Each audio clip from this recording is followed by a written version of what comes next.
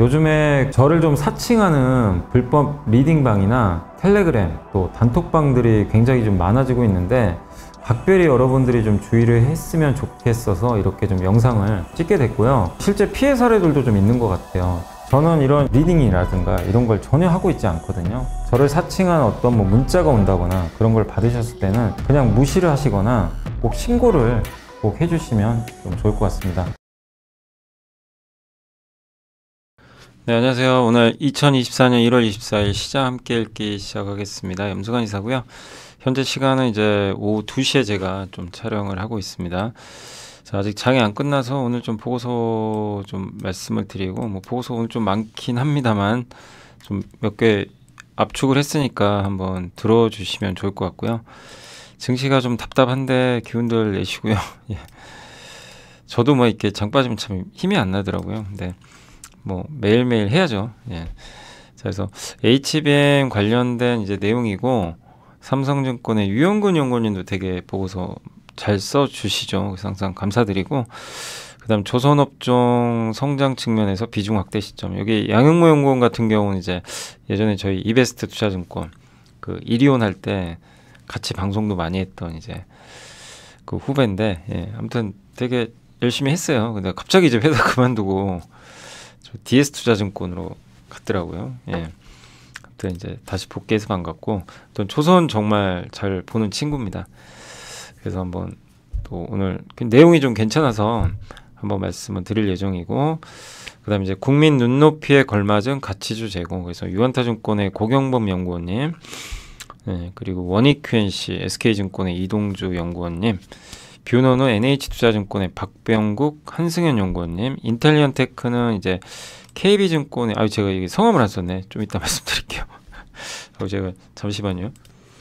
그래서 KB증권의 한유건, 성현동, 김선봉 연구원님 써주셨고, 코미코는 저희 당사의 이제 차용호 연구원님, 그다음에 이제 중국 증시가 반등을 했었죠 어제. 근데 이제 지속하려면 조건이 있다. 그래서 KB의 박수영, 김승민, 노승국 연구원님, 또 GPT 스토어 관련된 내용입니다. 현대차증권의 광민적 연구원님, 루닛은 이제 그 자료에 같이 들어가 있고요.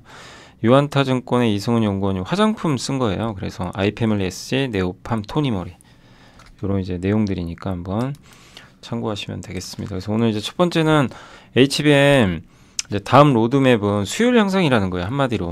그러니까 HBM 투자가 많이 이루어지고 계속 이제 증산도 하고 수요도 여전히 좋죠. 근데 HBM은 첨단 반도체인데 우리나라가 주도하고 있어요. 그죠? 한국이.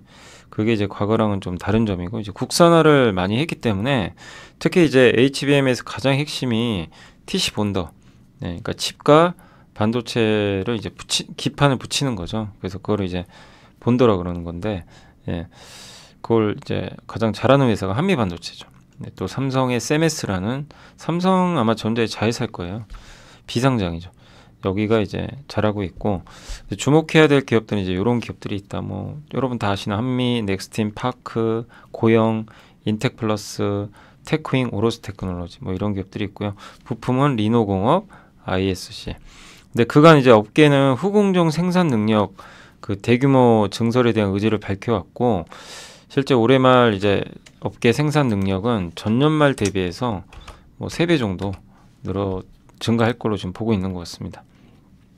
근데 이런 대규모 증설 후에는 이제 수율이 중요해져. 그러니까 증설한 다음에 수율을 올려서 최대한 수익성을 올려야 되는데, 현재 수율이 60에서 70%밖에 안 돼요.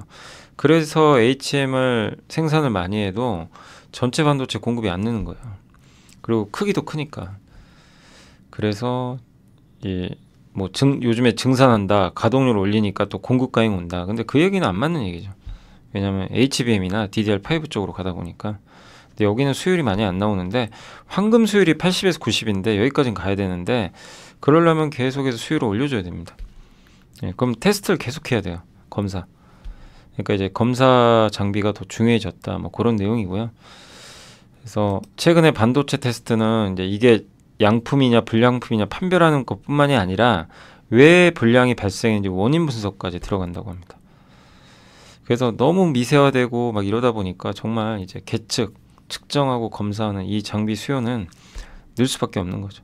그래서 공정 중간중간에 검사 이런 게 많아요, 수요가. 예. 그럼 이 밸류 체인은 어떻게 돼 있냐? 이제 HBM 패키지, 그러니까 HBM과 그 밑에 이제 기판이죠. 요걸 이제 쌓는 요 그 패키지 테스트, 이제 한마디로 검사하는 거죠. 여기는 미국 기업이, 미국과 이게 어드밴테스트가 일본인가요? 저도 이게 국적은 좀 헷갈리는데 테라다이는 미국이죠. 그래서 여기 이제 개발 및 공급 중인데, 이 테라다이는 예전에 기억나시게 유니버셜 로봇 있죠? 그 협동 로봇 세계 1위.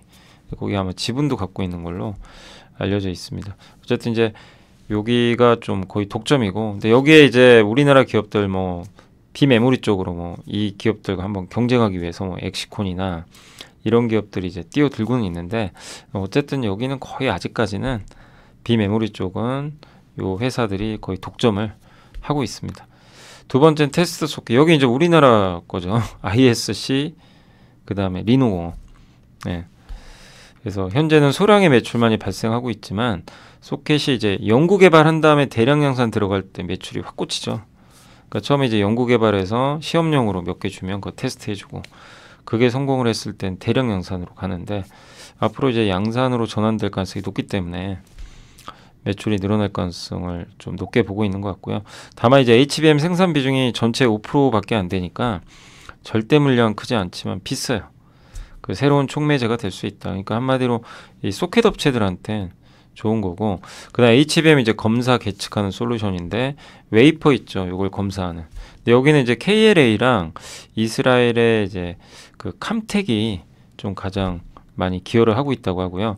TSV가 뭐냐면 기억하실지는 모르겠는데, 여기 이제 HBM 반도체가 이렇게 돼 있잖아요. 12층 쌓는 거 아시죠? 이렇게 기판 실리콘 인터포저에다 쌓을 때 여기도 구멍 뚫죠. 비아울이라 그러죠. 여기 구멍 뚫는 거. 이거 이제 엘리베이터라고 그런 거죠. 아파트 위로 쭉 올라갈 때. 그래서 이 구멍을 이제 뚫기, 이제 어떻게 보면 비아울을 이제 뚫어서 하는 방식을 TSV라고 하는 거죠. 그래서 여기 이 구멍을 뚫어 서로 연결하는 방식인데, 이게 1024개의 입출력 단자로 구성이 되어 있고, 근데 저걸 하기 위해서는 TSV 공정이 필요한 거죠. 그래서 그 가운데 구멍 파는 거예요. 예. 그래서 위도 평평하게 해주고, 그래서 CMP도 중요하고. 저거 시가가는 회사 중에 제일 유명한 게 이제 미국의 어플라이드 머티리얼즈죠. 네. 네, 아무튼 이제 여기 관련해서 유니티, 뭐 온토 이노베이션, KLA 이런 기업들이 좀 여기도 굉장히 유망하다. 네, 이렇게 하고 있는데, 그럼 우리나라 기업들 중엔 어떤 기업이 여기서 좀 기여를 많이 할 것 같냐? 일단 가장 대표적인 게 한미반도체죠. HBM 검사 장비도 하이닉스에 공급을 하고 있다고 합니다. 예. 가장 수혜가 높지만, 근데 다만 너무 주가가 많이 올라서 좀 부담은 되고, 두 번째가 넥스틴 이 계측 장비 있죠. 예. 그 이제 웨이퍼를 보고 이게 제대로 지금 됐는지 그걸 이제 계측하는, 거기에 이제 오염 물질이 있는지 이런 거 좀 파악하는 장비인데, 그거 말고도 웨이퍼의 정전기도 제거하고 HBM 검사하는 장비도 개발 중에 있다고 합니다. 예. 그래서 HBM에 특화된 옵션을 추가한 장비가 크로키 장비래요, 또. 예. 그래서 HBM을 칩을 쌓으면서 이제 양산이 진행이 되는데, 그럴 때 웨이퍼가 휘기도 하거든요, 끝쪽이. 예. 근데 그런 것들을 이제 검사해주는. 그래서 올해 1분기 내로 개발이 완료되면 HBM 아마 그쪽에 이제 회사들한테 공급을 하지 않을까. 그래서 아직은 좀 매출 기여는 아직 뭐 없겠죠, 당연히. 근데 이제 올해 하반기에는 매출 기여가 있지 않을까. 근데 넥스트는 사실 중국향이죠. 중국이 반도체 투자 많이 할 때 수혜받는 대표 기업인데, 근데 그것만 해서는 안 돼요. 요걸 반드시 개발을 해가지고 웨이퍼 정전기 제거, HBM 검사, 요걸 해서 공급을 해주면 이제 밸류가 레벨업 됩니다. 이제 올해는 그래서 중국도 중요하지만 그게 성공할지 보시면 좋겠고, 고용이란 기업은 좀 생소하시겠지만 여기도 반도체 검사 장비 만들어요. 뭐 로봇 회사로도 많이 알려져 있죠. 근데 팬아웃 방식, 2.5D, 3D 패키징. 2.5D랑 3D 이게 뭐냐면, 2.5D는 이종 접합 기술이라고 하는데, 여기에 HBM 있죠. 12층짜리. 얘가 있고, 여기 뭐라 그랬죠? 실리콘 인터포저. 예. 그 다음에 요게 NVIDIA GPU예요. 예. 요거를 어떻게 하죠? 얘랑 얘를 연결합니다. 그 2.5D 이거를 이제 이종 접합 기술이라고 하는데 2.5D예요. 이게 3D는 이렇게 쌓는 거, 요게 3D고, 근데 2.5D는 이제 서로 요거를 서로 다른 칩을 연결하는 거죠. 요걸 이제 2.5D라고 합니다. 근데 여기에 관련된 기술을 좀 갖고 있다고 합니다.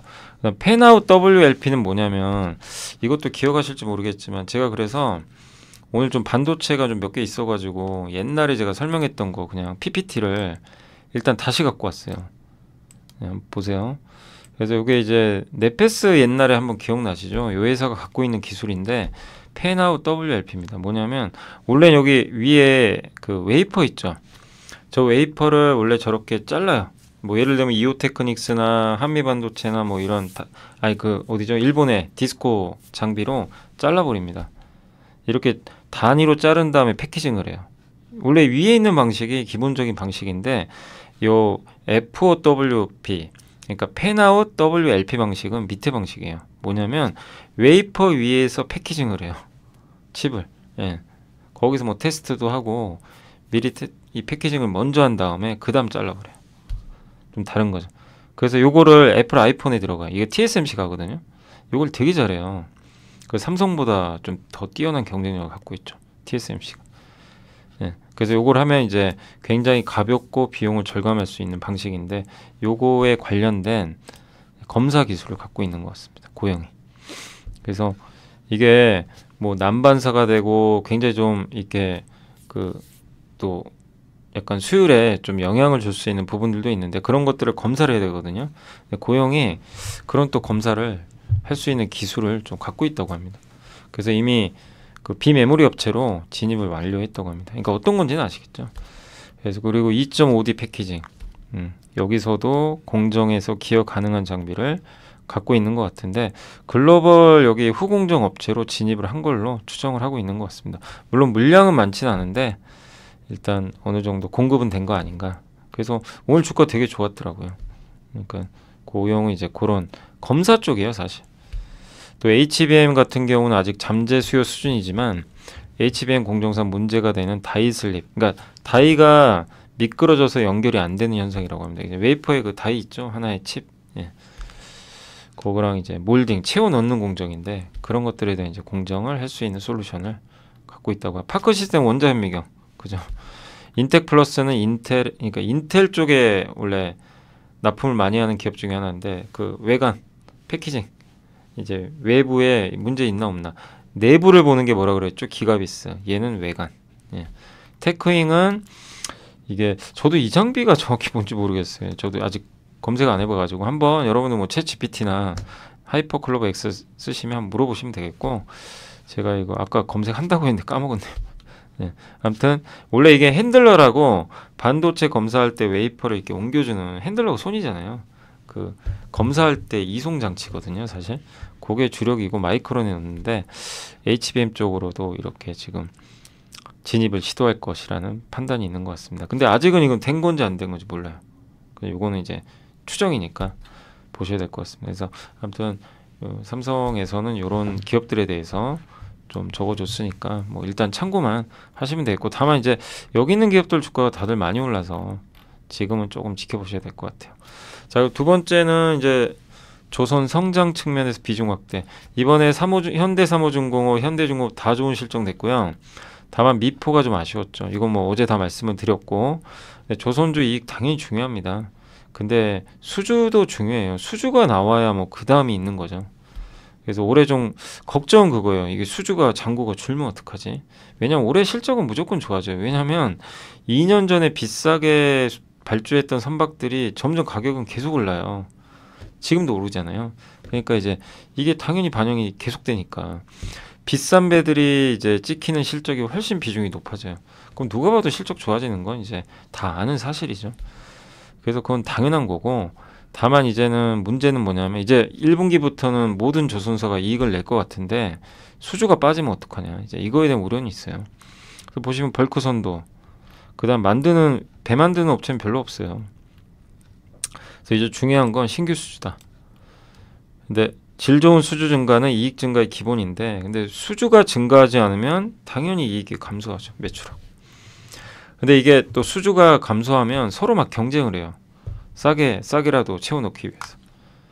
근데 아마 발주가 시작될 거라고 판단하니까 지금 비중은 늘려야 된다. 요 내용이고, 그 다음에 요게 뭐냐면 이제 1992년에 국제해사기구가 법안을 하나 만들어요. 조선의 유조선 있죠. 그 원유. 여기다 이중선체를 의무화해야 된다. 무슨 얘기냐면 옛날에는 배가 두께가 이렇게 하나만 돼 있었어요. 옛날에. 그래서 여기 100개리 부딪히거나 뭐가 충격이 가해져서 얘가 구멍이 뚫리죠. 그러면 어떻게 돼요? 기름이 새겠죠. 그래서 옛날에 막 기름 유출사고 엄청 많았잖아요. 그래서 의무화예요. 이중선체. 그러니까 여기에 오일이 있죠. 기름이 있죠. 여기에 구멍이 났어요. 이렇게. 어떻게 돼요? 구멍이 나도 여기로는 안 갑니다. 왜? 한 번에 벽이 더 있어요. 옛날에는 여기에 다 원유가 이렇게 채워져 있던 거예요. 그러니까 그냥 뚫리면 나가버리는 거죠. 그래서 그걸 했고, 그랬더니 어떻게 됩니까? 예, 저걸 강제화했더니 배를 모두 다 해체해야 돼요. 2009년까지 이제. 그래서 실제로 1984년 이후 이제 인도된 선박은 2010년까지 해체를 했고, 어쨌든 이제 모든 유조선은 다 이중 선체가 됐다고 합니다. 그러니까 탱커 해체량은 1992년부터 2003년까지 1.4억 DWT가 해체가 됐는데, 운임도 당연히 올랐겠죠. 배가 줄어드니까. 근데 96년부터 2005년까지 실제 발주는 훨씬 많았어요. 규제가 얼마나 강력했으면 배를 다 바꿔버린 거죠. 근데 이것만큼의 강력한 규제가 CII 규제입니다. 예, 요 규제인데 이제 운송을 할 때 배가 뭐 1해리를 갔을 때 배출하는 탄소 배출량이 있잖아요. 그걸로 규제를 해요. 그래서 많이 배출하면 너는 2등급 불량이야. 낙인을 찍어버려요. 화주 입장에서 뭐 예를 들면 이케아가 덴마크의 머스크라는 이제 해운사의 컨테이너선에 자기네 가구를 실어서 운송을 하게 해요. 그 머스크랑 이제 계약을 맺죠. 근데 봤더니 머스크가 운행하는 선박이 D등급이나 2등급을 받은 거예요. 불량이죠. 환경. 그러면 아니 이케아 입장에서도 부담되죠. 아니 이렇게 그 등급이 낮은 배를 통해서 이케아 제품이 운항을 하면 브랜드 이미지가 좋겠습니까? 안 좋죠. 여기는 친환경과 거리가 먼 기업이네. 이럴 수도 있어요. 그럼 어떻게 돼요? 머스크한테 아니 등급 좋은 걸로 하세요. 뭐 예를 들면 A 등급으로. 예. 그럼 훨씬 이제 자기네도 브랜드 이미지도 좋죠. 그래서 A부터 B, C, D, 그러니까 탄소 배출 얼마나 하느냐에 따라서 이렇게 분류를 해가지고 D 등급은 퇴출이에요. 한마디로. 배 바꾸란 얘기입니다. D 등급 3년 연속 맞거나 E 한 번 맞으면 운항 금지예요. 예. 그래서 이제 올해부터 시행이 되고, 그래서 전 세계 탱커 중에 37%, 벌크선 50%, 컨테이너선 40%가 26년도에 저 불량 등급을 받아요. 어떻게 돼요? 바꿔야죠. 그래서 교체 시장 규모만 23년에 2,700억 달러에서 26년에 3,900억 달러 늘어난다고 합니다. 네. 그러니까 엄청난 시장이 이제 생기는 거죠. 어떻게 보면. 그래서 이게 3,900억이고 2,700억이면 얼마죠? 1,200억이죠. 1,200억이면 우리나라 돈은 얼마죠? 150조죠. 그러니까 150조 정도 시장이 3년간 열릴 수가 있는 거예요. 저 교체 시장만 엄청난 거죠. 그래서 국내 조선사가 수혜를 누린다. 그러니까 이런 큰 사이클이 있으니까 조선주에 대해서는 우상향이라고 보시고 안 좋을 때 투자를 해도 저는 괜찮다고 보는 거예요. 조선주가 부진하지만 저런 큰 사이클이 있기 때문에. 왜냐하면 이건 이제 올해부터 시행이 들어가니까요. 네. 그래도 바꿔야 됩니다, 반드시. 그걸 좀 말씀드렸고, 그 다음에 이제 이건 우리나라 이제 주식시장 관점된 이제 내용인데, 유한타의 고경범 연구원님이 1월 17일 이제 민생 토론회에서 정부 이제 금융위가 국민 자산 형성, 고금리 부담 경감, 취약계층 재기 지원, 금융정책을 마련을 발표했는데, 이 중에 기업 밸류업 프로그램이 있었어요. 뭐냐면 기업이 이제 공시를 해서 기업 가치 어떻게 올릴 건지, 또 공시 우수법인은 가점 주겠다. 주주 가치 높은 기업으로 인정된 기업들은 신규 지수에 편입을 시켜서 ETF, 그럼 주가 또 오르겠죠. 일본 증시가 상승하는 게 저런 프로그램 때문인데, PBR 한 배 이하인 기업은 주주 가치 어떻게 올릴지 보고서 써라. 예, 그리고 월간 단위로 계속 이 보고서를 업데이트해야 되고, 그 다음에 요거 관련된 벤치마크 지수를 만들어 버렸어요. 예, 실제로 주주 환원이 많았습니다. 일본 증시가 사상 이제 34년 만에 최고치. 예. 근데 우리나라는 ROE가 낮은 거 아시죠? 자기 자본 이익률이 낮아요. 이 자본이 많아서 그래요. 자본이 뭐죠? 내가 돈을 많이 벌어요. 그거를 현금을 그대로 갖고 있어요. 그럼 내 자본은 늘죠. 근데 자본이 느는 만큼 이익이 더 많이 들어야 되는데 안 그러면 자본만 계속 커지고 이익은 그대로면 ROE는 떨어집니다. ROE는 자본 대비 수익률이니까. 근데 미국이 부러운 게 애플만 해도 지난 1년 동안 자사주 매입에 우리나라 돈으로 거의 90조에서 100조를 썼어요. 상상해 가세요. 90조에서 100조를 자사주 매입에 썼어요. 거긴 자동 소각이니까. 부럽죠, 사실. 그러니까 애플이 성장이 엄니 많이 해도 주가가 좋은 게 이제 사실 그 영향이거든요. 네. 그러니까 ROE가 애플 ROE가 130%예요. 부채가 좀 많아서 그냥 돈 빌려가지고 자사주 매입까지 하는 회사예요. 대단한 거죠. 그래서 PBR이 막 30배가 넘습니다. PBR이 ER 말고. 예. 그만큼 밸류가 어마어마하게 받는 거죠. 왜? ROE가 높으니까. ROE가 높으면 PBR이 올라가요. 근데 우리나라 안 그러죠. PBR 0.2배가 수두룩합니다. 뭐 현대제철, 이마트, 뭐 롯데쇼핑. 물론 이제 업황이 안 좋은 것도 있는데 주주 가치가 별로 없잖아요. 생각보다. 네, 그런 것도 영향을 주는 거죠.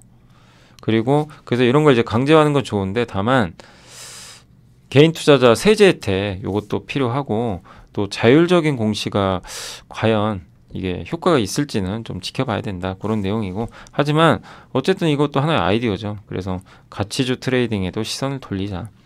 정부가 저는 할 것 같아요. 지금 굉장히 의지 가지고 하는 거 보면 밀어붙일 것 같습니다. 예, 그래서 지금 요새 은행주 올라가는 게 그런 이유 때문인 것 같아서 저 PBR주 중에서 돈 많이 벌고 안정적인 실적을 낸다는 전제 조건이 있는 기업들은 관심이 좀 필요한 편이죠. 대표적인 게 은행, 또 뭐죠? 뭐 자동차 업종, 자동차도 PBR 낮아요. 뭐 통신주 그런 게 있겠죠. 그래서 우리나라 이게 보시면 주당 순이익 증가율이 점점 낮아지고 안 좋죠. 좋은 편은 아니죠. ROE 보이세요? 그냥 폭락하고 있죠. ROE가. 이러니 PBR이 떨어지는 거예요. 자본은 많이 안 졸죠. 돈은 그냥 쌓아놓고 있어요. 얘가 이렇게 좀 빠지면서 ROE가 올라가줘야 되는데 이게 저 자본을 낮추려면요 자사주 매입소가 엄청 하면 돼요. 자동 ROE가 올라갑니다. 근데 그거를 좀 푸시를 하겠다는 거예요. 지금 정부 입장은.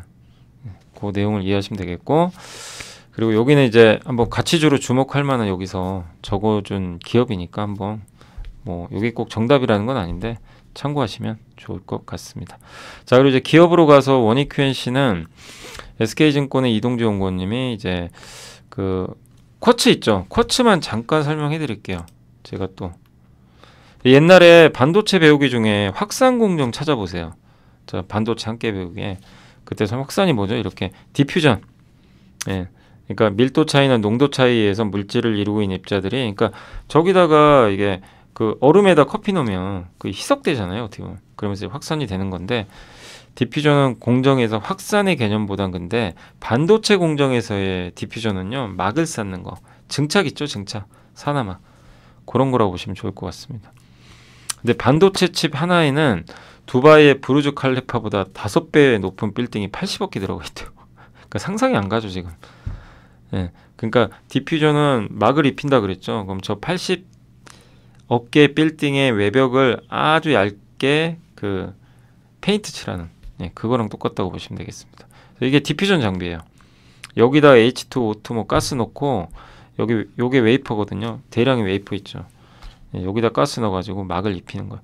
요 동그란 거 있죠. 요게 이제 바로 쿼츠예요. 쿼츠 소재로 만드는 거예요. 저게.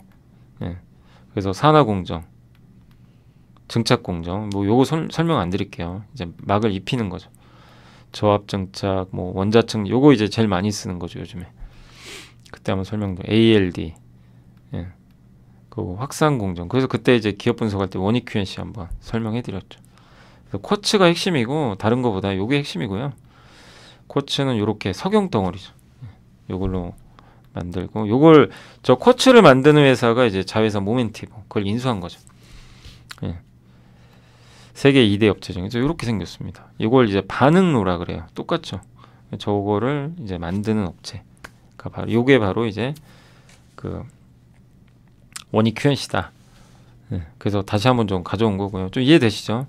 그래서 쿼츠 인곡 공급망은 5개의 내외 업체로 과점 시장인데 쿼츠 가격은 계속 오른다고 합니다. 근데 이제 오르는 만큼 가격이 전가를 해야 되는데 못 전가한 거죠. 근데 최근에는 조금 그걸 받아주나 봐요, 고객사들이. 그래서 미국 모멘티브사로부터 인수한 쿼츠 사업 부분 매출액이 23년도에 4,500억인데 본사 매출을 뛰어넘어 버렸어요. 이제는 배보다 배꼽이 더 커져 버린 거죠. 그러니까 인수 잘한 거죠, 사실. 그러니까 원재료 제조사를 인수해 가지고 본업보다 더 많이 지금 매출이 나고 있는 거예요. 또 일본의 코어스텍까지도 인수해 가지고 공급자 우위를 좀 누리고 있다, 이렇게 보시면 되겠고, 그래서 아직까지는 고객사 뭐 삼성이나 하이닉스 가동률이 낮지만 장비사 통에 들어가는 식각용 쿼츠, 이제 식각에 많이 쓰이거든요, 이 쿼츠가. 그래서 소모품이, 그래서 그쪽으로도 물량이 일부 확보되고 있다, 회복되고 있다, 이런 내용인 것 같습니다. 그리고 쿼츠 원재료 가격이 올라가면 재고자산 평가 이익이 올라가죠. 그것도 있는 것 같습니다. 그래서 올해 실적은 좋을 것 같고 상승 반전 기대해보자, 이런 내용입니다. 그래서 빨간 게 모멘티브예요. 옛날에는 요 정도였는데 지금 본업보다 더 성장한 거죠. 그래서 굉장히 좀 당시에 인수를 잘한 게 아닌가라는 좀 생각이 들 정도로 어쨌든 좋은 좀 이 모멘텀을 좀 받고 있는데, 근데 결국 본업 삼전하고 하이닉스가 이제 가동률을 올려야죠. 그러면 이제 본격적으로 좋아질 텐데 그건 조금 더 시간이 걸리는 것 같습니다. 그래서 그게 언제쯤 될지는 계속 체크를 해봐야 될 것 같고요. 자, 그 다음이 이제 그 뷰노인데, 이제 지난주에 우리 한번 뷰노 공부 한번 해봤죠. 기억하시겠지만 뷰노는 이제 의료 AI 관련주고 목표 주가 5만 원 유지했고요. 요거는 올해 흑자전환 할 걸로 보고 있대요. 대부분 사실 의료 AI는 다 거의 적자예요. 이제 올해 흑자날 것 같고, 그래서 중요한 게 매출입니다. 그래서 4분기 매출도 증가할 것 같고 올해 매출 100%나 증가할 것 같고요. 영업이익 흑자전환. 그래서 대리점 비중이 감소하면서 비용이 좀 줄고, 또 디카스가 뭔지 아시죠? 디카스가 뭐죠? 이 병상에 누워있는 일반 환자들을 대상으로 해가지고 심정지가 올 걸 미리 예측을 해서 알려주는 거죠. 고의료기기죠. AI로 예측을 하는 거죠. 근데 그게 이제 올해 연말 기준으로 95개까지 늘어날 것 같다. 지금 65개로 추정하거든요. 그러니까 올해 말에는 95개. 병상의 침투율은 20%예요. 그러니까 아직도 침투할 게 많죠. 그 25년도에 만약에 하반기에 급여가 등재되면 30-40%까지, 여기서 2배 정도 침투율이 늘어날 가능성이 있고요. 미국도 지금 가는데 CPT 코드가 핵심인 게, 작년 6월에 혁신 의료기기 지정을 받았어요. 근데 CPT 코드가 뭐냐면 개별 의료행위에 부여되는 고유한 코드거든요. 이거 이제 제가 찾아본 거고요. 보험 적용 및 수가 산정 단위 기본 단위랍니다. 여기에 이제 코드에 등재가 되면 의료 보험을 줄 수가 있는 거죠. 수가를. 그러니까 만약에 요게 미국의 이쪽에 코드에 등재가 되게 되면 이 디카스에 대해서 뷰노가 의료보험 청구를 할 수가 있는 거예요. 받을 수가 있는 거죠. 돈 달라. 그럼 당연히 매출이 잡히겠죠. 요거는 올해 3분기 정도에 신청할 계획이니까 요게 이제 올해 모멘텀이에요. 그래서 그걸 좀 주주분들은 올해 3분기 저 내용을 확인하시면 되겠고, 또 딥브레인, 알츠하이머 대 MRI, 미국의 공보험 확대와 더불어 의료계 이 최근에 이제 기대치가 알츠하이머 조기 진단 중요도 굉장히 중요하다, 이렇게 보고 있어서 이것도 좀 의미가 커지고 있는 것 같습니다. 하티브라고 요거 기억나세요? 또 다 까먹으셨죠? 그래서 가져봤습니다. 뷰노 기억나시죠? 국내 1호 AI 의료기기 뷰노 매드 본 에이지. 이제 요 손가락 뼈 보고 나이 예측하는 거 있죠. 그걸로 이제 시작을 해서 지금 제일 중요한 게 디카스죠. 디카스가 뭐라 그랬죠? 마치 마이너리티 리포트란 영화처럼 미리 혈압, 맥박수, 호흡수, 체온을 통해서 점수를 내서 이분 24시간 내에 심정 줄 것 같습니다, 예측을 해줘요. 미래를 예측하는 기기죠. 그래서 심정지 됐을 때 잘못하면 사망률이 75%나 되니까 위험하잖아요. 그러니까 그걸 미리 알려주는 거죠. 성능은 검증됐고, 이거 딥브레인은 요거예요. 뇌 MRI. 요거 알츠하이머 그래서 진단하는 거 요거고, 하티브가 요거예요. 하티브가 이 심전도 데이터를 분석해서 이제 우리 웨어러블 기기 같은 거예요. 그래서 스마트폰으로 체크하는 거죠. 예. 그래서 우리가 이제 일상에서 건강 관리가 가능한. 예. 그래서 급여 청구 대상으로 또 인정을 받아서 이걸 이제 활용해서 급여를 또 신청할 수가 있는 거죠. 저게 핫티브입니다. 예. 그러니까 심전도 측정하는 거. 내가 모바일로. 예.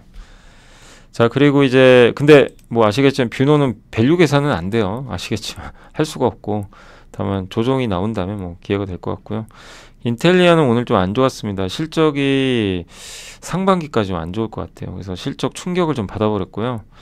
예, 어쨌든 실적 안 좋을 거라는 얘기는 계속 있었지만 생각보다 더 안 좋은 것 같습니다.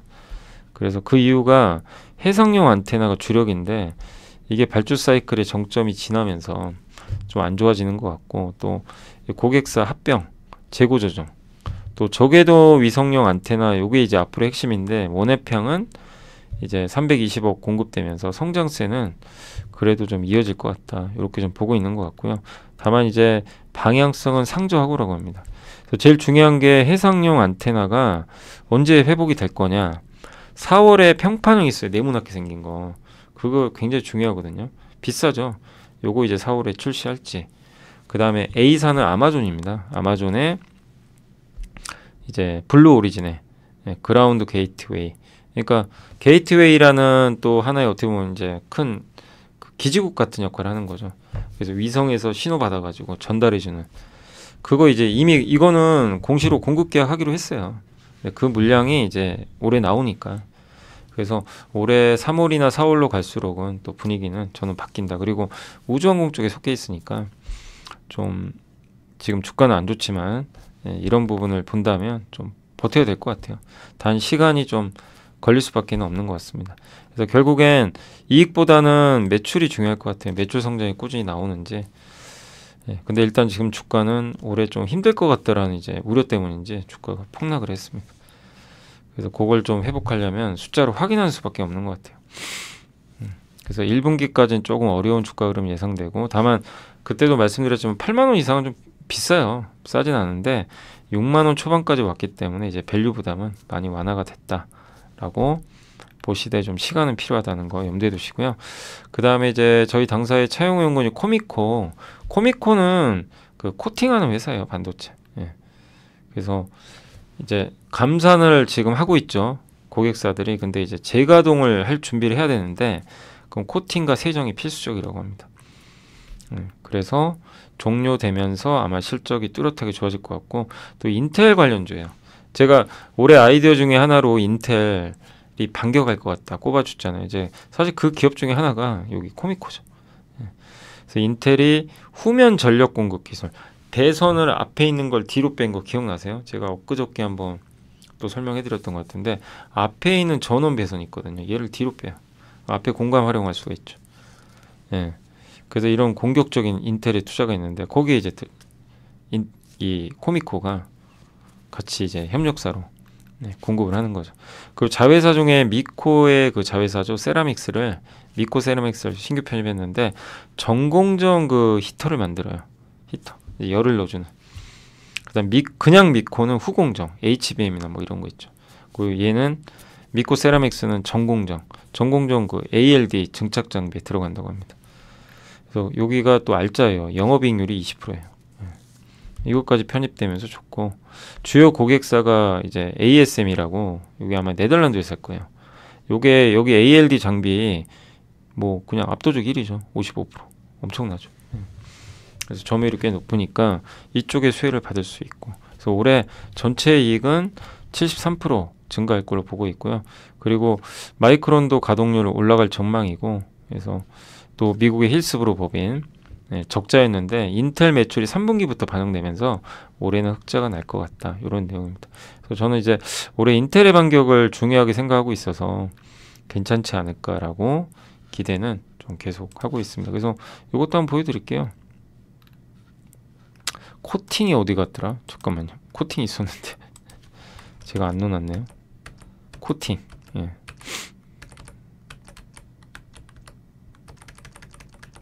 아이고 제가 여기까지만 한 거. 죄송합니다. 코팅은 안 넣어놨네.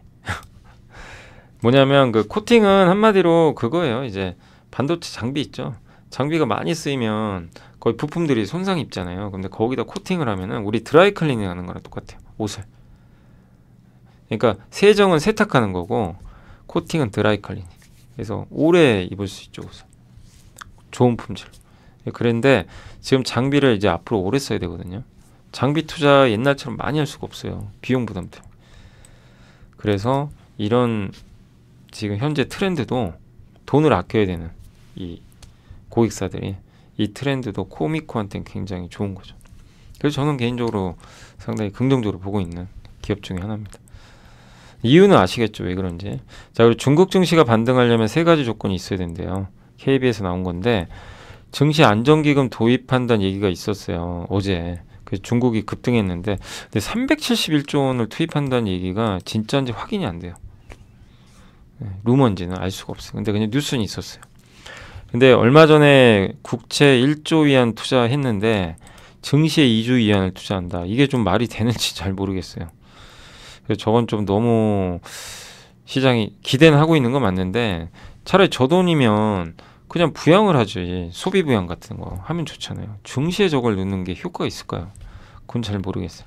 뭐 주가를 올릴 수는 있겠지만 근데 지금 그거보다 중요한 게 일단 정책의 예측 가능성이 제고돼야 된다. 맨날 규제하고 막 이러다 보니까 외국인들 떠나죠. 미중 갈등도 있고 아니 누가 투자하려고 그러겠어요. 중국에. 어떻게 될지도 모르는데 마인도 갑자기 사라져 버렸고 예전에. 거기다 규제 이렇게 하는데 그러니까 이렇게 자꾸 규제를 하면 외국 자본은 떠나요. 당연히 떠나죠. 돈이. 예, 거의 머물 이유가 없는 거죠. 근데 다행히 어젠가요? 그 중국 신문 출판사가 공개한 온라인 게임 규제 아시죠? 요거 삭제돼 버렸어요. 어제 게임주 그래서 급등했죠. 그래서 좀 분위기는 바뀌는 것 같다. 그리고 임금과 주택 가격이 좀 회복돼야 된다. 이것도 가능은 할 것 같은데 좀 시간은 걸립니다. 어쨌든 작년에 1조 위안 특별국채 발행했고 올해도 같은 규모로 발행할 가능성이 높대요. 그럼 살아나겠죠. 점진적으로. 그래서 1, 2번은 좀 나빴던 분위기가 좀 좋아질 가능성은 있는데 세 번째는 이건 쉽지 않을 것 같아요. 미국의 동맹국 연합. 바이든 대통령이 지금 중국을 동맹국으로 압박을 하고 있죠. 근데 그렇게 되니까 중국의 힘이 자꾸 빠져요. 근데 트럼프 대통령은 그러니까 저는 예전에 기억나세요. 저 개인적인 생각으로는 그러니까 신문이나 이런 것도 봐도 트럼프 되는 건 중국에 더 안 좋다 막 이런 기사 있는데 저는 사실 거기에 동의를 안 하는 게 중국에 제가 만약에 시진핑 주석이면 트럼프가 되길 바랄 것 같아요. 왜냐하면 바이든 대통령이 더 힘들어요. 동맹국으로 지금 다 막아버리잖아요. 근데 트럼프 대통령, 전 대통령 혼자 싸워요. 맨날 혼자 싸우는 스타일이잖아요. 그래서 우리나라에서 주한미군 빼버리겠다. 그러니까 비용이 있으면요 안 해요.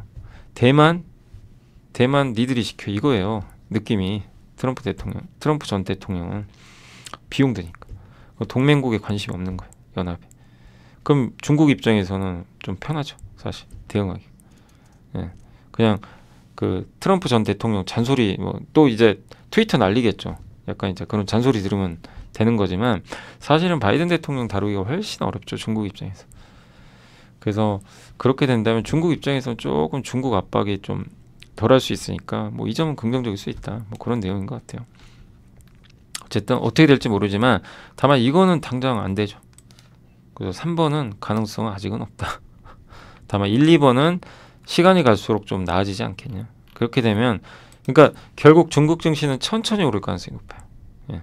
그걸 좀 염두에 두시면 되겠고 자 그리고 이제 GPT 스토어 현대차증권의 광민정 연구원님이 아이폰이 2008년 7월 10일에 앱스토어 등장했죠. 당시 500개 앱이 등록이 됐는데 불과 1년 뒤에 9억 개의 어플리케이션이 다운로드 됐어요.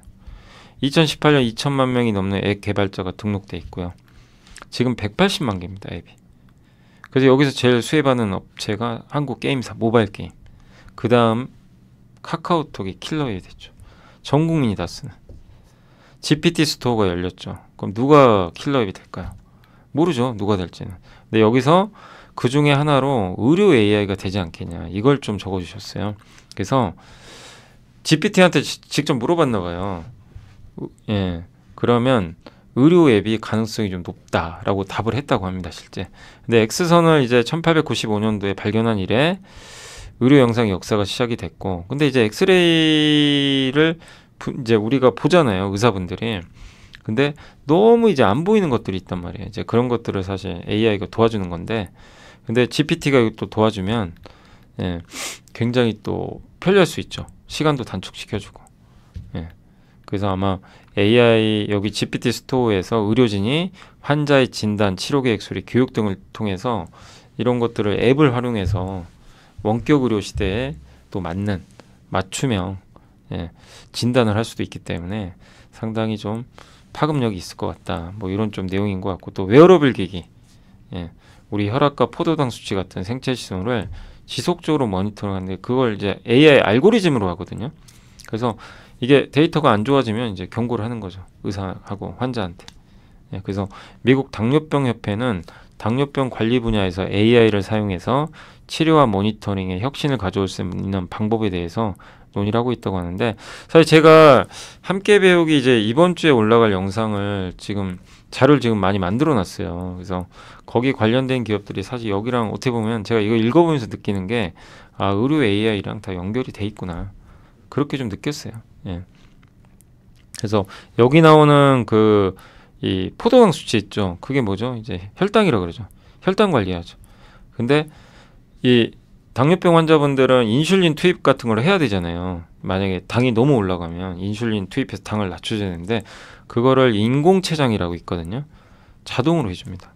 예, 그걸 하고 있는 지금 이제 준비하는 업체가 아이센스죠. 예.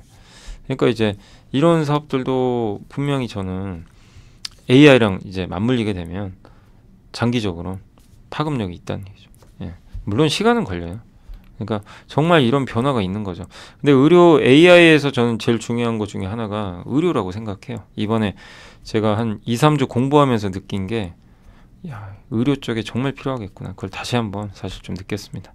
다만 이제 이쪽 기업들 밸류가 계산이 안 돼서 그게 좀 어려운 것 같아요. 아무튼 이제 루닛을 좀 적어주셨고, AI가 독립적으로 영상을 판독할 수 있는 자율형 AI를 지금 개발 중에 있다고 하고 있고요. 흉부 엑스레이 검사 사진을 AI한테 보여주면 AI가 알아서 더 미확인 정보를 다 확인해서 알려줘요. 아, 여기에 뭐가 이 문제 있습니다. 결절이 있습니다.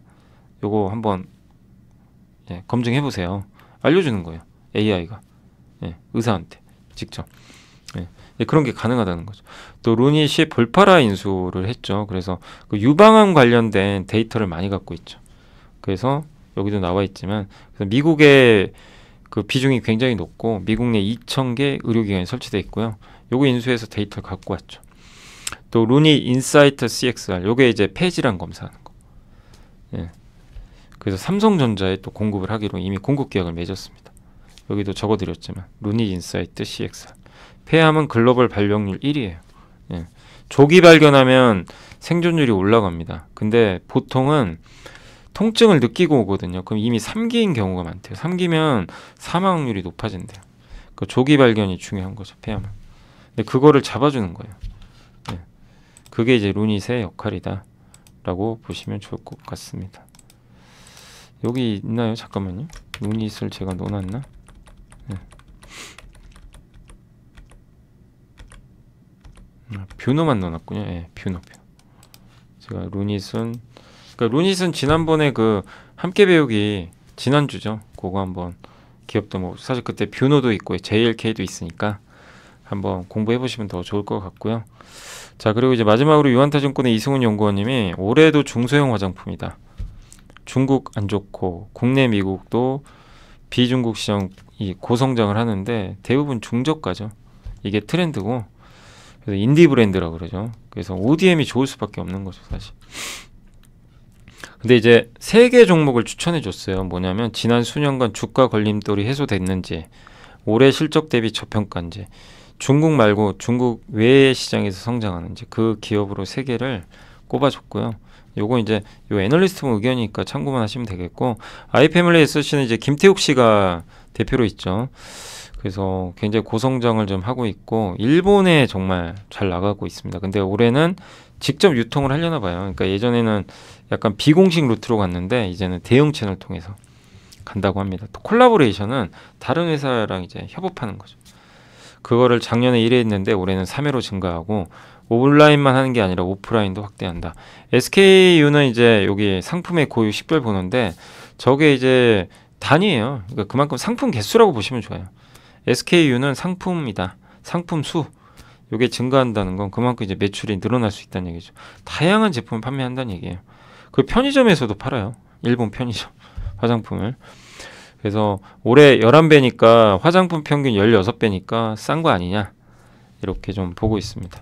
다만 이제 매분기 좀 주가 올랐으니까요. 실적 체크하시고 네오팜은 제가 예전에 이제 가치 투자가 뭔지 분석할 때 4개 기업 분석해 드린 거 기억나세요? 네. 기업 분석할 때. 네. 그 중에 하나로 이제 네오팜 한번 설명을 해 드렸죠. 함께 배우기 위해서. 근데 그때가 2만 원 초반이었던 것 같은데 요새 좀 주가가 좀 많이 올라 가지고 그래서 지금 막 쫓아가지 마세요.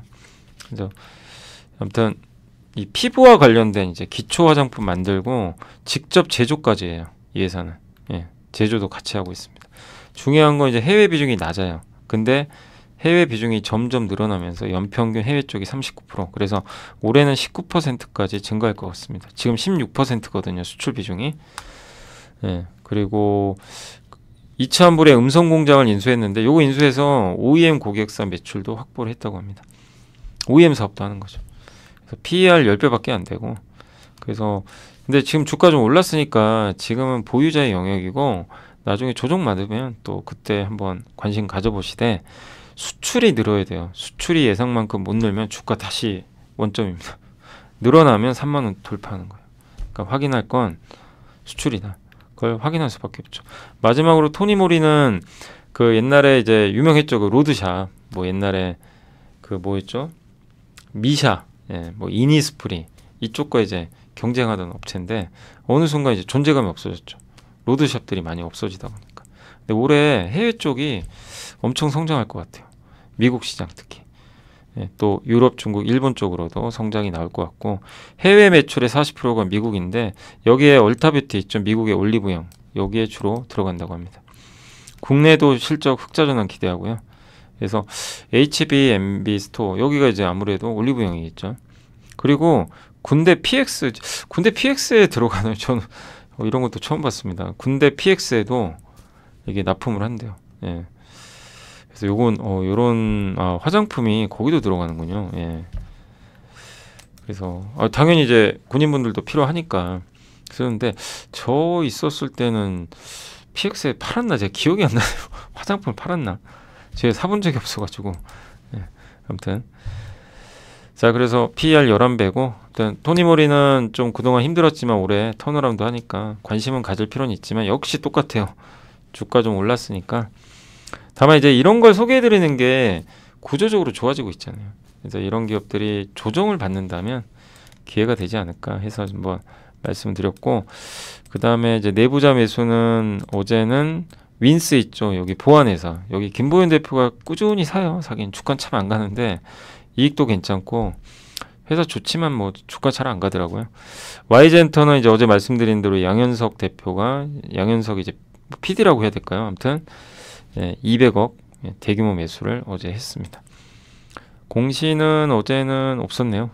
아무튼 이렇게 해서 공시 끝내고 제가 아직 장이 안 끝나서 시장 끝나면 또 바로 장 설명하고 마무리하겠습니다. 자 이제 지수가 장이 좀 끝났고요. 자 이제 오늘 증시는 하락했는데 다행인 건 그나마 좀 막판에 좀 올렸어요. 그래서 낙폭을 좀 축소하면서 끝이 났고 뭐 코스닥 마찬가지면서 장중에 아까 라이브 할 때 막 급락하고 있어가지고 좀 너무 답답했는데 그나마 좀 다행이고 오늘 일단 이제 섹터부터 좀 그냥 볼게요. 오늘 중국 상장 기업들의 주가가 좀 좋았던 편이고요. 웹툰주들 요즘에 좀 뜨겁죠. 그리고 은행주들 요새 뜨거운데 뭐 제주은행이 갑자기 가서 그런 것 같고요. 요걸 좀 제외하면 뭐 그래도 은행은 좀 다 올랐습니다. 여행회사들도 요즘에 실적 좋다는 얘기들 나오면서 주가 움직임 좋았고 HBM 관련주에서 오늘 오로스 테크놀로지 워낙 우리가 이제 반도체 공부 많이 해놔가지고 오로스 테크는 뭐죠? 그 계측 장비죠. 그거 만드는 회사로 이제 알려져 있는데 오늘 16% 제너셈 한미 반도체랑 이제 약간 경쟁하는 그거 기억나 EMI 실드 기억나시죠? 전자파 차폐 하는 그다음 DIT도 역시 요게 이오테크닉스 경쟁사 약간 느낌은 그런 느낌 이제 어닐링 장비죠. 열 처리하는. 그래서 오늘 여기가 정말 좀 오랜만에 약간 이제 HBM 관련주 중에서도 대장주는 아닌데 후발주자들이 좀 강했던 것 같습니다. 그래서 오늘 좀 좋았고요. 코세스란 기업은 오늘 상한가에 갔고 SFA 반도체가 모처럼 좋았던 것 같습니다. 저스템도 오랜만에 좀 많이 올랐네요. 그리고 오늘은 이제 롯데케미칼이 급등하면서 그래도 석유화학 기업들은 좀 최악에서 조금 벗어나려는 그런 움직임은 오늘 조금 나온 것 같습니다. 그리고 오늘 교육주들은 뭐 비트컴퓨터는 사실 이제 원격 의료 관련주거든요. 근데 오늘 이쪽이 좀 좋았고요. 그리고 손해보험도 최근 낙폭을 조금 만회하는 모습입니다. 비철금속 쪽도 좀 올라왔고 엔터주들 중에서는 오늘 그 사마네트웍스 여기 사실 드라마 쪽이죠. 여기가 괜찮았고 CJNM의 반등이 있었고 하이브도 오늘 주가 그럼 좋았던 것 같습니다. 2차 전지 셀은 최근에 이제 낙폭을 조금 줄이려고 그래서 이노베이션도 정말 최악인데 좀 반등해줬고 삼성 SDI는 정말 이게 어디까지 빠질지 모르겠어요. 저는 이제 너무 좀 저평가로는 보고 있는데 시장은 그렇게 안 보는 건지 사실 LG엔솔은 저는 굉장히 고평가됐다고 보거든요. 근데 삼성 SDI는 굉장히 저평가되어 있는 걸로 저는 봐요. 근데도 뭐 시장은 그렇게 안 보는 것 같습니다. 오늘도 안 좋았고 오늘은 이제 TMC나 뭐 하나마이크론, ISC 이런 기업들 좋았고요. 반도체 소부장은 좋았네요. 게임주는 조이시트가 최근에 실적 좋으면서 좋았고 폴더블 폰 쪽은 오늘 파이넴텍 기억하시죠? 폴더블 폰 쪽은 가장 모멘텀 큰 게 사실 파이넴텍인데 이제 관건은 그거예요. 중국의 폴더블 잘 되거든요. 이제 삼성이 보급형 아주 싼 거 있죠. 이 폴더블 내놓을지 그거는 모르겠어요. 예. 그건 뭐 제가 알 수가 없다 보니까 근데 기대감은 있는 것 같습니다. 그래서 오늘 파이넴텍의 주가가 일단 좀 괜찮았다라고 보시면 되겠고 그리고 해운주는 오늘 좀 안 좋았고요. 최근에 급등했다가 이제 좀 급락하고 있고 통신 장비는 미국의 버라이즌이 투자 줄인대요. 그래서 일단 악재가 나왔습니다. 그래서 좀 안 좋고 인텔리안테크는 거기랑 상관없지만 아까 설명드린 대로 실적 충격 우려 그걸 좀 반영을 해서 주가가 빠지고 있지만 계속 저궤도 위성 인터넷 시장 커지니까 중장기적으로는 기회 같아요. 다만 시간은 좀 필요합니다. 그리고 오늘 우주항공 쪽은 이수페타시스, 한양디지텍은 조금 올라갔던 것 같고요. 백신 쪽은 오늘 좀 안 좋았네요. 네. 그리고 원전 쪽도 오늘 사실 원전주 중에 하나가 상장했죠. 우진엔텍인가? 거기가 오늘 상한가 같죠. 근데 그걸 제외하면 오늘 좀 이쪽 그 원전 쪽은 그렇게 썩 좋진 않았습니다. 조선업종도 뭐 주가는 빠져도 업황 자체가 나쁜 건 아니에요. 좀 버텨보시면 좋을 것 같고 리튬 관련주는 오늘 좀 안 좋았던 것 같습니다. LG화학은 올랐는데 뭐 다른 업체들은 좀 안 좋았던 것 같고요. 방산도 좀 빠졌고 비만 치료제도 좀 빠졌고요. 그러니까 오늘 좀 급락한 기업들 상당히 많은 것 같습니다. 피팅주도 요새 정말 답답하죠. 그냥 끝도 없이 빠집니다. 태광도 너무 많이 빠져가지고 좀 걱정인데 근데 일단 LNG 업황도 그렇고요. 좀 잘 버텨보세요. 근데 지금 더 적극적으로 하지 마시고 아까 제가 이제 그 라이브 할 때도 한번 이제 상담이 들어와서 말씀을 드렸지만 좋아지는 턴어라운드 국면이 나올 거예요. 그게 몇 달 후인지 알 수가 없어요. 그럼 그때가 되면 저도 말씀을 드릴 예정입니다. 그런 것도 이제 데이터나 아니 이제 증권사 보고서에서 애널리스트 분들이 추적을 해주시거든요. 그게 가장 합리적인 자료니까 그냥 단지 싸니까 사셔야 됩니다. 이거는 아무 의미가 없어요. 그러니까 돌리는 걸 봐야죠. 그래서 그때 말씀을 드릴 예정이니까 한번 조금만 기다려 보시면 좋을 것 같고 그래서 어쨌든 좀 LNG 관련주들 좀 피팅 회사들의 주가는 좀 최근에 좋진 않은 것 같습니다. 풍력도 오늘 이렇게 CS 베어링은 일부 반등은 했는데 뭐 대부분 좀 좋지는 않은 상황이고요. 트럼프가 지금 당선될 확률이 좀 높아요. 이제 그러다 보니까 좀 불편한 거죠. 친환경주에 대한 시각들 자체가. 그래서 아마 공화당 대선 후보로는 될 가능성이 좀 높죠. 그래서 이제 뉴햄프셔주도 이겨버렸고 뭐 몇 번의 경선도 남아있지만 일단 이제 분위기는 좀 그런 것 같습니다. 인터넷 주들도 오늘 좀 안 좋았고요. 카카오가 안 좋았습니다. 임플란트 뭐. 그래서 오늘은 증시가 급락은 아닌데요. 예, 분위기가 안 좋아요. 오늘 하락 종목도 상당히 좀 많았고, 예, 하락이 1000개가 넘습니다. 예, 그러니까 한마디로 오늘은 전반적인 시장 분위기는 좀 급락장에 분위기가 좀 연출됐다라고 보셔도 좀 무방할 것 같습니다. 그리고 여기 이제 시가총액 상위 이쪽은 거래소고 이쪽은 코스닥인데 오늘 삼성전자가 좀 부진했고요. 삼성바이오는 어닝 서프라이즈 나왔습니다. 실적은 잘 나왔어요. 근데 이제 오늘 장중에는 좀 주가 빠졌고요. 자동차가 좀 버텨줬고 그다음에 신한지주가 오늘 괜찮았고요. 삼성 SDS는 뭐 특별한 악재는 없습니다. 3% 정도 빠졌고 그리고 롯데케미칼, SKI, 분리막 좋았고요. 오늘 한진칼은 급락.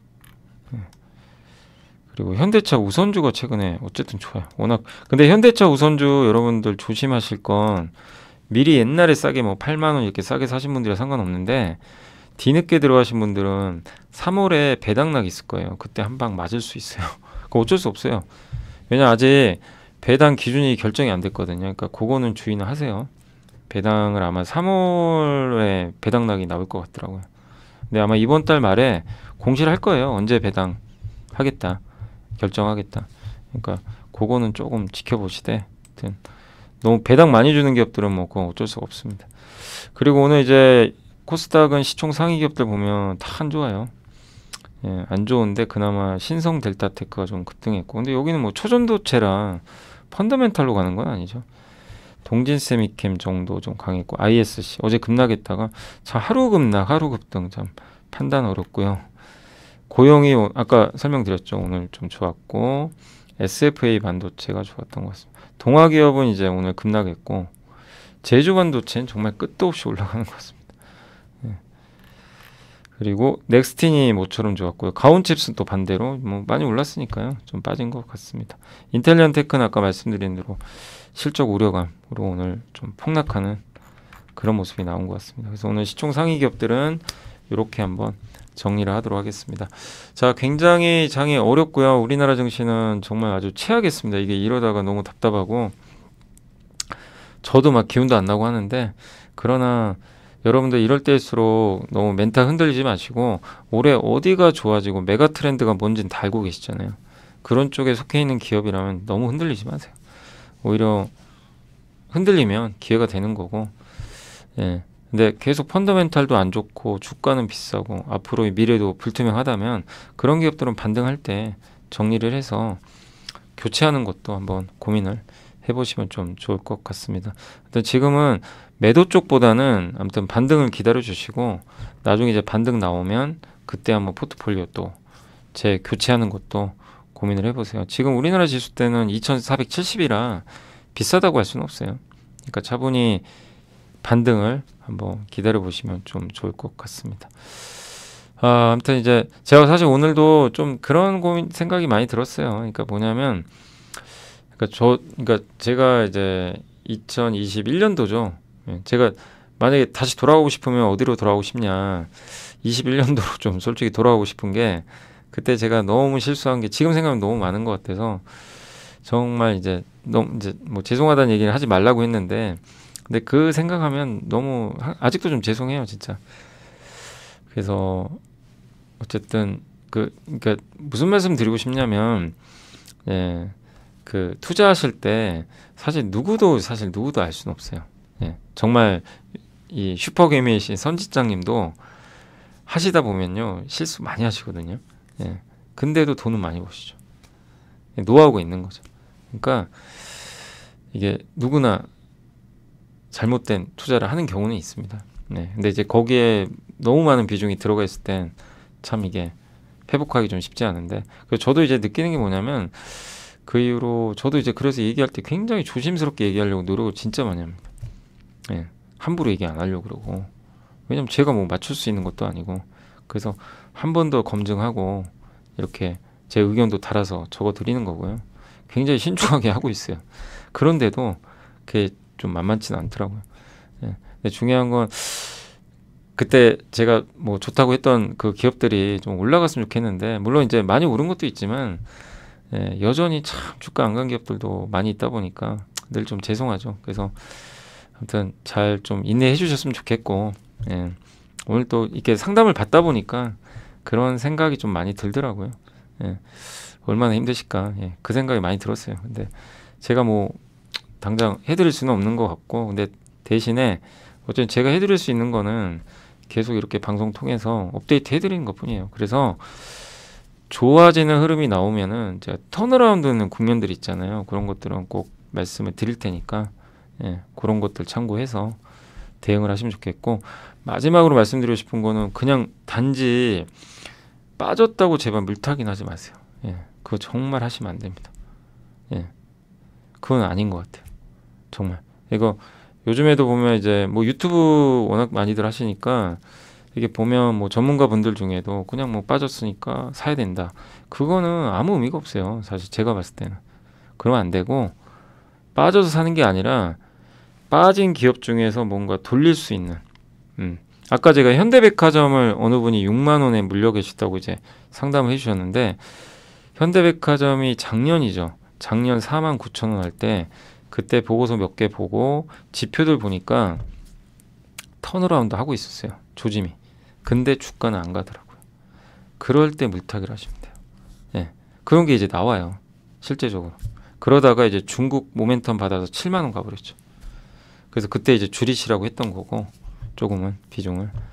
근데 지금 현대백화점 그거보다 더 빠졌거든요. 그때 당시보다. 근데 지금 제가 물타기 하라고 얘기 안 합니다. 아직은. 기다리라 그래요. 왜? 아직은 안 보여요. 그런 거예요. 차이점은. 그러니까 단지 가격 때문에 무조건 투자하지 마시고 그게 나올 겁니다. 근데 그게 한 달인지 두 달인지 몇 달인지를 모르니까 너무 어려운 거죠.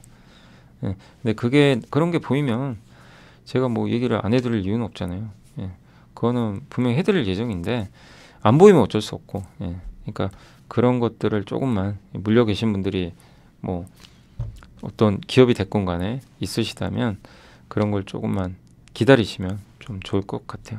사실 올해 뭐 작년하고 올해 반도체 너무 좋았지만, 예, 그 기업들도 다 턴어라운드 신호가 나왔잖아요. 나오면서 간 거지 그냥 간 건 아닙니다. 예. 그래서 그 어느 업종이든 좋아질 땐 그런 것들이 또 신호가 나오니까, 예, 그런 거는 꼭 한번 제가 캐치를 하게 되면 말씀을 드릴 테니까 그럴 때 물타기를 하시면 좋을 것 같습니다. 그래서 다시 한번 그냥 빠졌다고 물타기는 절대 하지 마셨으면, 그 누가 얘기를 하더라도 그냥 빠졌다고 물타기는 제발 하지 마세요. 예. 자, 아무튼 오늘 방송 여기서 제가 너무 또 말이 길어졌습니다. 예, 아무튼 오늘 고생하셨고 저는 내일 또 이 시간에 찾아뵙겠습니다. 예, 오늘 감사드리고요. 또 내일 뵙겠습니다.